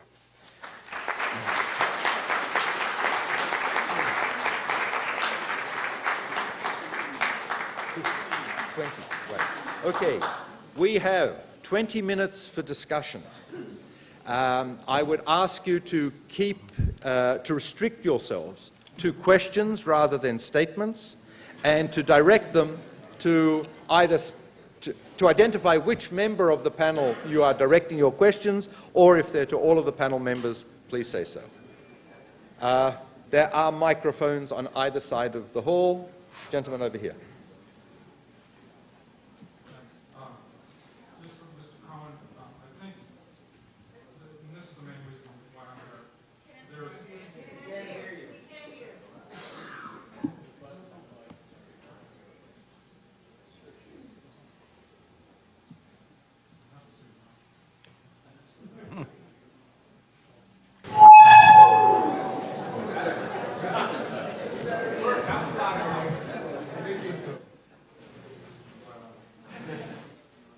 We'll take a question from the side while we fix this problem. Okay, you'll be the first person I call on the other side. Okay. Can the people in the audiovisual room please resolve this problem? Ron, repeat their questions. Allow them to All right, okay. to you and then I'll repeat the questions. Okay. Professor Peled, said that colonialization of the West Bank played an important role in the delegitimization of Israel, but wasn't the 1967 war against Israel waged in order to delegitimize Israel by destroying it? So I don't quite understand that. Another point is... One question at a time, because I've got to repeat it to the audience. Okay. The question is directed to Professor Peled, whose comment that the colonization of the West Bank is leading ultimately to the delegitimization of Israel. The questioner asks, wasn't the occupation of the West Bank a product of the 1967 war, which itself was designed to delegitimize, I think you meant destroy, Israel? And then in 1948, you said that Israel expropriated the Arabs, three-quarters of the Arab population, which I'm not to deny that it is expropriation, but isn't it also true that Arab leaders encouraged the Palestinians to leave Israel? Several of them in later years in their dialogue. I'm going to ask you to keep your second question to the very end. If we have time, we can allow 2 questions. I'm afraid there are many questioners. We'll restrict ourselves to 1. Yoav. Okay, well, I'll answer both since they were asked. Well, in the 1967 war, as I recall, because I participated in it, it was we who attacked Egypt, and then we attacked Jordan and Syria. Well, I'm very sorry if this conflicts with the myth you're all living with, but if you look at any serious historical study of the war, including the one by Michael Owen, our current ambassador to the United States and a well-established right-winger historian, there's no question. Israel attacked Egypt in 1967, and actually I was there in the force that crossed the border exactly at 8 o'clock in the morning. But be that as it may, these are 2 separate issues. What caused the war is one issue, and the policy adopted by Israel of colonizing the occupied territory is another issue. Conceivably, Israel could have bargained those occupied territories for peace, as many people proposed at the time, but these people did not carry the day. Now, the question of another myth, the question of the Arab leaders encouraging the Palestinians to leave, this has been refuted so long ago by none else than Benny Morris, who's today also a raving right-wing ideologue. But even today, he does not deny what he did as a historian. He established beyond any question, beyond any doubt, that there was no such thing. Those radio broadcasts that were supposed to encourage the Palestinians to leave were never substantiated. It doesn't make sense that the Arab leaders would ask them to leave. Why would they want the friendly population to leave if they want to take the country? So it is very well established by Morris, whose authorities should not be questioned because he's a right-winger, and right-wingers are always legitimate, right, in these kinds of discussions. The refugee problem was caused by Israel expelling 750,000 people from the country, and then I said expropriated not only their land, but also 75% of the land of those who remained and became Israeli citizens. Okay. One over here. I agree with Mr. Radosh on one thing, which is that the left isn't doing Israel any favors in terms of the level of moral condemnation of Israel that we see is not constructive to seeking a solution.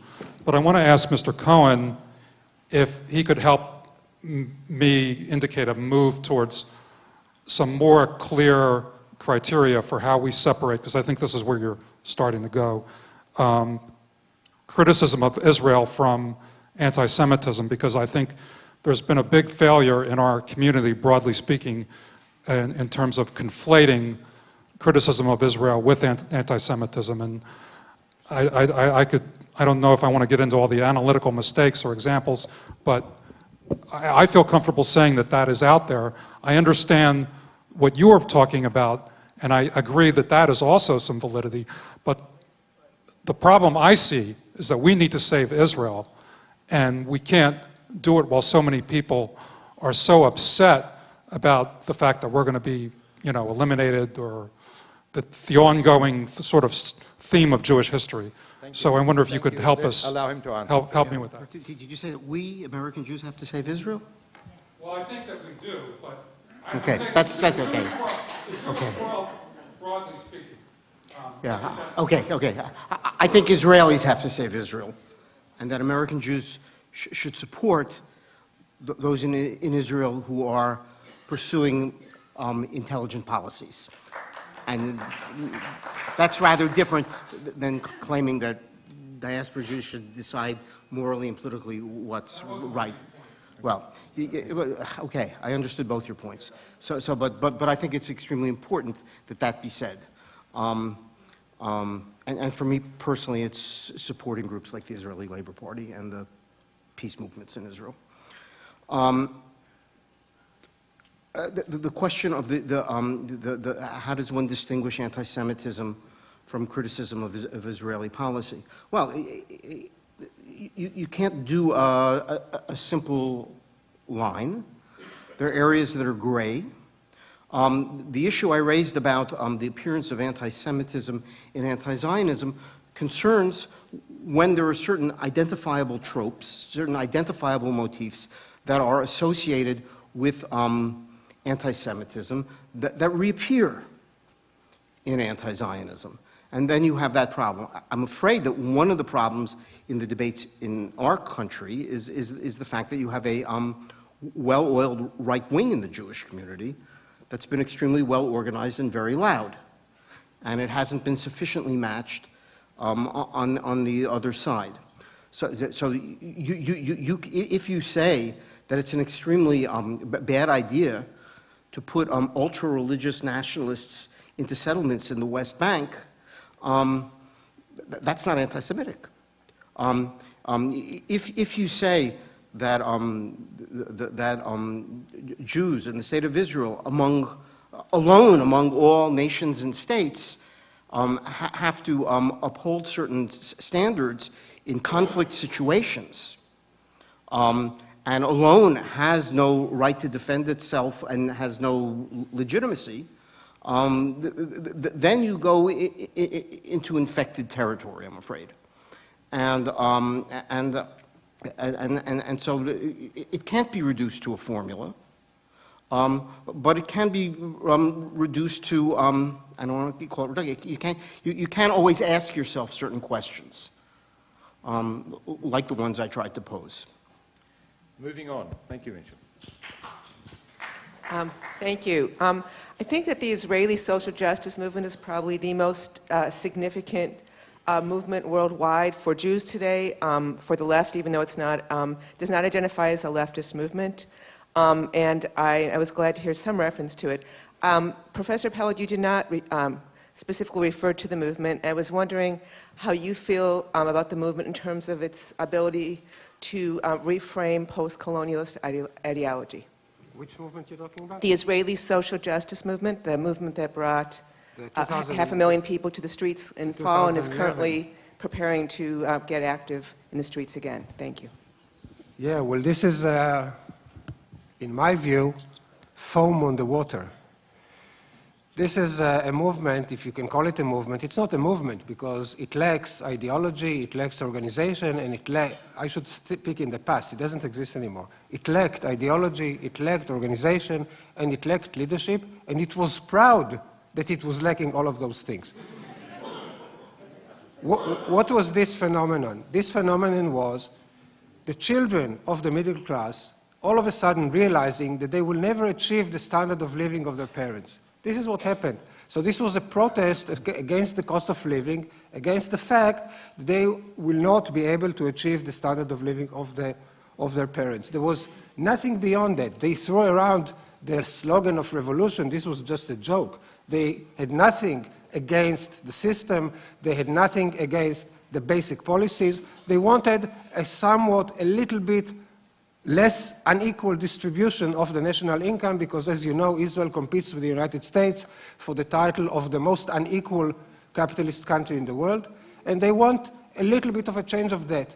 But to call it a movement is a huge exaggeration. And the fact is, like in other capitalist countries, like here, I think it's the same thing, like in Spain. This was a burst of anger at a particular situation. It exhausted itself within a few weeks or a few months, and that's the whole story. Gentleman on this side. A question, actually, a couple of remarks to Yoav, Mr. Peled. You mentioned that the occupation of Palestinian land in Israel goes on for 45 years and there is no sign for change. Well, I got news to my, and I believe to everybody's recollection here. Under right-wing Ariel Sharon, Israel gave up Gaza for peace. So this is a sign. And also, the leftist governments that were in power, I'm using Tzipi Livni's own words. There was no one single stone unturned. They didn't know, and there is nothing left that they did not try before the war in 2008. By the way, the right-wing government of Netanyahu, for 6 years in power, from 96 to 99 and from 2009 to 2012, he never started a war. 2 wars at the interval of 2 years were started by Ormed and Livni. So, well, no, the question is clear. I mean, he made a remark that he has to.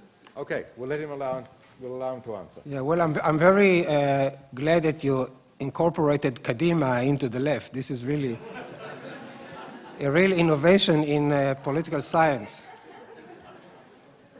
Speaking of foam on the water, there isn't a better example than Kadima and especially Tzipi Livni, who's proved herself to be a total non-entity.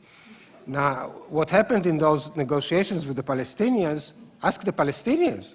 The Palestinians said nothing of importance was ever discussed in those so-called supposed negotiations between Livni and Olmert and the Palestinian Authority. Nothing of importance was ever discussed.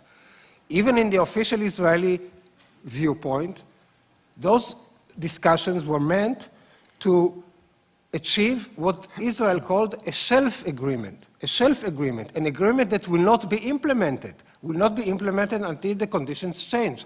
How would the conditions change? I would quote Dov Weissglass, the famous lawyer and Sharon's closest political advisor. The conditions will change when the Palestinians become Finns. Then we will implement the shelf agreement. Now, talking about the disengagement from Gaza, was that a step for peace? Did Sharon do this in cooperation with the Palestinians? Did he transfer power to the Palestinian Authority? Sharon did not want to discuss anything with the Palestinians, not that. Also, the move to disengage from Gaza was meant to achieve one purpose, to make Israel's control of the Gaza Strip more efficient. Before that, you needed a battalion to guard every settlement. There were 8,000 people there, 8 battalions had to guard them all the time. This was totally wasteful. Sharon was, among his many other qualities, and I'm saying it seriously, Sharon was a tactical genius. And he realized that he can kill 2 birds with 1 stone. Make the control of Gaza much more efficient than it was by withdrawing and putting it under a very, very, very tight siege, which goes on until today, very tight siege, very cruel and brutal siege, and find grace in the so-called Israeli left, not to mention the US government and, world public opinion. This is the thing. It had nothing to do with achieving peace. I'd like to ask a question of Yoav. Going. Do you have the right to ask questions? Yeah, it'll be a simple question. Is there any Israeli military action in the last 40 years that you would consider a legitimate act of self-defense? Which one and why? Well, the only legitimate act, the only legitimate military act, in my view, is an act of self-defense. Is there one that you can name? Okay. In terms of I'm Israel getting and why? there. I'm getting there. The only 2 wars that could interpreted in any way as being defensive in Israel's history is in 1948 and 1973. In 1973, Israel itself was not attacked. The occupied territories were attacked, but okay. The Israeli army was there. The Israeli army suffered heavy casualties, and of course, it had to defend itself. But I just want to remind you, Mitch, and I know I don't need to remind you that in 1971, Israel rejected the Yaring peace plan, and after which, by the way, was identical to the peace treaty signed with Egypt in 1979. And everybody now knows that after Israel rejected the Yaring plan, Sadat said, okay, if they don't want it through peace, they will give us back the Sinai through war. And that's exactly what happened. So this war, you're right, if you look at the technical side of it, if you look at the immediate context, sure, the Israeli military had to defend itself. It was under a very... I'm not talking about the technical context. Because from what I gathered from what you say, 67 has no self-defense aspect. 67 absolutely has no defense. Okay, and since 73, there's not a single military action that Israel has ever taken that could be a legitimate act of self-defense. What military action? I'm asking you if there's any, and why. Is there one after 1973? Wait. It has become a custom in Israel in recent years to call Israeli soldiers, and now even policemen, and now even firemen, warriors. They're not soldiers, they are warriors. It's answering my question. Wait, Mitch. A little patience. Why are they calling those soldier warriors? Because they ceased to be warriors. They are not warriors. Israel did not engage in a real war since 1973. All of those things are police actions, mostly against civilians, to some extent against these partisan ragtag groups like Hezbollah. This is what Israel engaged in. There was no war, so there's no way of even imagining this as war. I said any military action. I'd like to remind all our speakers and all of the audience that we not only have a very rigid timetable, but we have 2 days to continue discussions. Okay, we have time right now for 2 more brief questions and brief answers. Yep. Please. Hi, my question is sort of for the whole panel. I mean, it's about the meta-narrative. It seems to me there are 2 meta-narratives about Jews and the left. One is that the left betrayed the Jews, and the other is the Jews betrayed the left. And I'm sort of curious how people see that narrative. And the second point, which is tied into that, is the question about Zionism. Zionism emerged and claimed to be a solution to the Jewish problem. But increasingly, when one talks about the Jewish question nowadays, one talks about Zionism, either from its defenders or its attackers. So the question is, do people see Zionism as in some way having prolonged the Jewish question? You've got 30 seconds to answer. Okay, who wants to start? Well, if Zionism, as it is claimed, was a solution to the problem of assimilation, assuming assimilation is a problem, then it contributed to the continuation of the existence of the Jews, and in that sense contributed to the continuation of the Jewish problem. If assimilation had taken its course and Jews would have integrated themselves completely in their surrounding societies, then by definition there wouldn't be any Jewish problem. Dr. Radosh? No, pass. Mitchell? I suspect that there's no end to Jewish problems. So I think the really serious question is whether when the Zionist movement was created, whether it was providing an intelligent understanding of the historical context of the Jews at the time. Forgive me, Yoav, one of the things that struck me about your paper is that nowhere in it did there exist the historical context of the Jews throughout the world. Okay? And so colonialism is, please don't, we don't have time for, you know, and that I think has to be factored into it. I do think that there is a serious problem because of what right-wing governments have done, and I think that that this has hurt Israel in many ways. I can't simply say, did Israel betray the left? Did the left betray Israel? Okay, our final question. Please keep it brief. This is the Mr. Radosh. You probably don't remember me. I ran into you in Nantucket a few years ago with my wife, just some sort of socialist experience. But I've been very upset by where the left has gone. I've been involved for 30 years in a two-state solution, and we went from the left embracing us to saying, if you support Israel's existence at all, you're bad. But I knew Izzy Stone. I live in Washington. I used to give him rides to progressive Jewish events. And he was quite anguished by the reception way back in '48 he got from the Jewish community when he brought up what he told me the subject of what about the Arab refugees. And indeed, I met him through Jewish groups that were for a two-state solution. So I'm wondering if you'd comment. I mean, I never thought of him, well, he loved Israel and the Jewish people. He loved the Jewish people for sure, and I think he loved Israel, but he was very critical of Israel's policies with the Palestinians, very. And that's how I met him. I'm wondering what you could comment on that.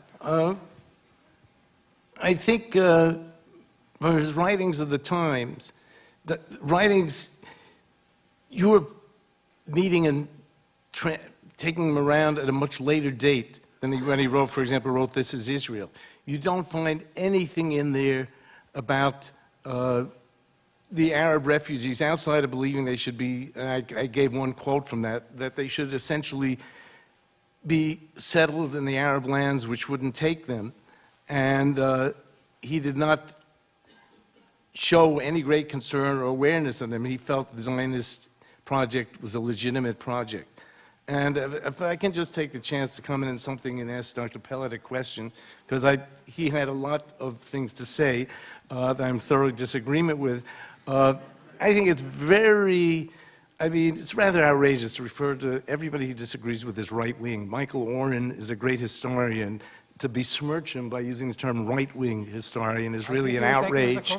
No, he wouldn't take it as a compliment. I know Michael Oren. To use the early Benny Morris rather than the later Benny Morris has repudiated and revised much of what he said in the early editions. Never repudiated any of his historical findings, and you are lying. I know Benny Morris very well. I've had dinner with Benny Morris. You know Benny Morris, and you are lying about Benny Morris. Benny Morris never repudiated a word of his historical work. He now says, it's true we expelled them. Too bad we didn't expel all of them. This is what he says. He does not change one You've had plenty of time to make your points. Let me ask you one question. And if you say the opposite and you know him, then you are lying. This is not going to be resolved. Let me just ask you one I question. didn't raise my voice because I'm a compromised social democrat. Everybody who knows Benny Morris can line up to the left. If you don't, we'll have to get ready for lunch. I'd like to thank all of our speakers. And before we disperse, we have a word from our sponsors.